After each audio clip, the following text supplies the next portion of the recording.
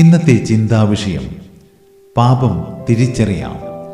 നമുക്ക് പാപമില്ലെന്ന് നമ്മൾ പറയുകയാണെങ്കിൽ അത് ആത്മവഞ്ചനയാകുമെന്ന് നമുക്കറിയാം.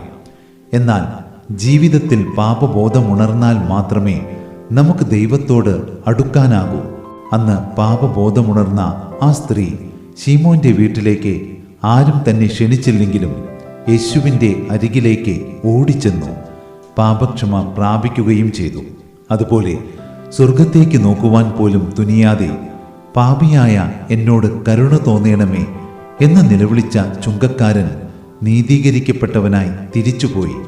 എന്നാൽ 30 വെള്ളിക്കാശിനു വേണ്ടി സ്വന്തം ഗുരുവിനെ വഞ്ചിക്കുവാൻ തീരുമാനിച്ചവന്റെ ഹൃദയത്തിൽ നിങ്ങളിലൊരുവൻ എന്നെ കാണിച്ചു കൊടുക്കും എന്ന് യേശുക്രിസ്തു പറഞ്ഞിട്ട് പോലും പാപബോധമുണർന്നില്ല.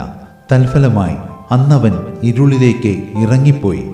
അവന്റെ ജീവിതം നാശത്തിൽ കലാശിക്കുകയും ചെയ്തു.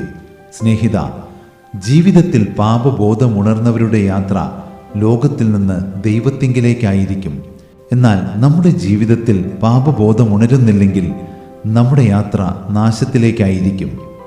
ആകയാൽ ജീവിതത്തിൽ ഓരോ നിമിഷവും പാപബോധത്തോടെ ജീവിക്കാൻ സാധിക്കുന്നതിന് വേണ്ടി പരിശുദ്ധാത്മാവിനായി കർത്താവിനോട് നമുക്ക് യാചിക്കാം.